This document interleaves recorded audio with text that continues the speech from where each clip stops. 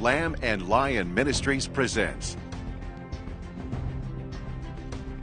Christ in Prophecy, Backwoods Edition, a program that focuses on the fundamentals of Bible prophecy, showing how current events in the news relate to biblical predictions of end-time events and the soon return of Jesus. Now, here's your host, Brett Robertson.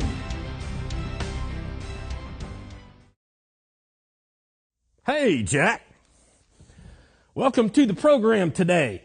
I'm Brett Robertson, and before we get started, I need to remind you, I'm so dope, I'm illegal in 50 states. We got a great show for you today. We're going to get in one of those fancy high-tech time machines, go back in time and see some, shall we say, well, I'll just say it, bloopers. You know, moments when our hosts kind of temporarily forget what they're doing. You better strap on your boots. It's going to get about as crazy up in here as a peach orchard bear. First up is our faithful co-host, Nathan Jones. You know what they say, folks. Sometimes it's hard to get good help. Did you know that 2,500 years ago, the Bible told us all sorts of information about Well, how about giving us an example? Well, for one, we want... Oh, I'm sorry. Stop it. Stop it. In episode 4, Technology Foretold, did you know... Stop it. Did you know that 2,500 years ago, the Bible foretold many of the technologies we have today? That's why in episode... No, this is not going to happen. Well, folks, when you don't know what you're doing, it's just best to do it quickly.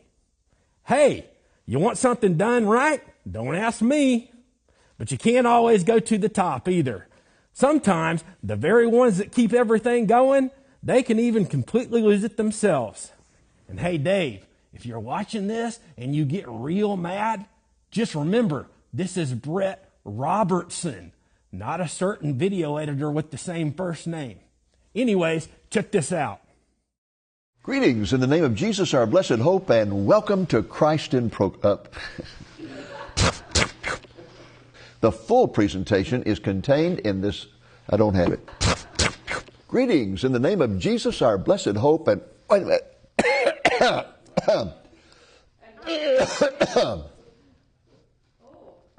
Okay, I think I'm all right now. Are we truly living in the season of the Lord's return, or is that just wishful? It's wishful thinking. Whatever that is. Sorry, Jack. It's just looking at you, Jack, just really, gets me shook up. Has God washed his hands of the Jewish people by replacing them with the church? Have the Jewish people been permanently set aside with no future purpose whatsoever? The church at large has taught these concepts for the past 2,000 years. Are they biblically... The church at large has taught those concepts for the past 2,000 years. Are they biblically... The church at large has taught those concepts for the past 2,000 years. Are they biblically correct? Take 15. The church at large has taught these concepts for the past 2,000 years. Are they biblically correct, or do they represent a satanic lie? Stay tuned. Now, I'm not going to do it again. Greetings in the name of Jesus, our blessed hope, and welcome to Christ in Prophecy. Last week we began a series, I'm sorry,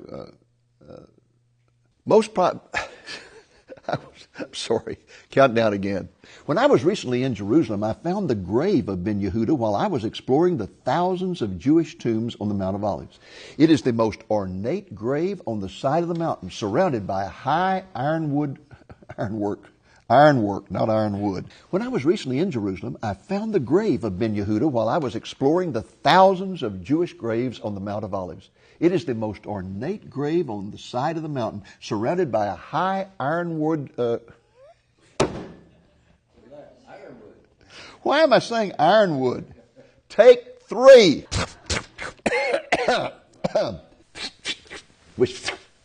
Wishful. Ironwood, I'm not going to do it again. Sometimes it's nobody's fault in particular. Sometimes the chaos just kind of breaks out, even when no one thinks the cameras are rolling. We were doing a conference together years ago, and he got up and he said, contrary to popular opinion, he said, people are always saying that I look like, who was it, the vice president? Vice President, Cheney.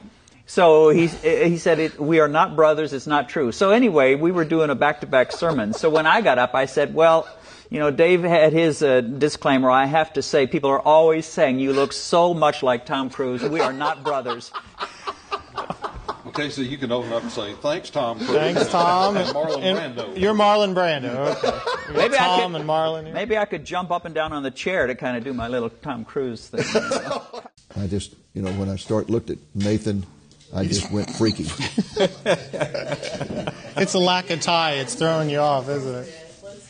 I mean, he's just so scary. So wait, so Jana's husband is handsome. And Yeah, I know. Whoa. husband is scary. Yeah, you're starting to get like a man crush on Danny, but I'm a freakazoid. You're a freakazoid? I never heard that term. That's an 80s term. That's a what term? It's an 80s term. Oh. I'm dating myself. A freakazoid. Freakazoid. He knows all these terms. Don't be a freakazoid. No, He's I'm still working on groovy. He's the one that taught me the term duh. What do you consider to be the most amazing thing that is going on in the world today from a Bible prophecy viewpoint? The most amazing thing is that Dave Reagan took my time slot, and I can't believe that he did it, and that he can even afford to do it, and I'll be praying for him every single day that he survives. Well, folks, that's our show for today. Lord willing, I'll never be back again. This is Brett Robertson, totally behind Dave Reagan and Nathan Jones's back, saying, work hard, nap hard. Hey, that's what I always say. Jack. Thank you for joining us on today's Christ in Prophecy, Backwoods Edition. a presentation of Lamb and Lion Ministries, a non-denominational ministry dedicated to teaching the fundamentals of biblical prophecy and proclaiming the soon return of Jesus.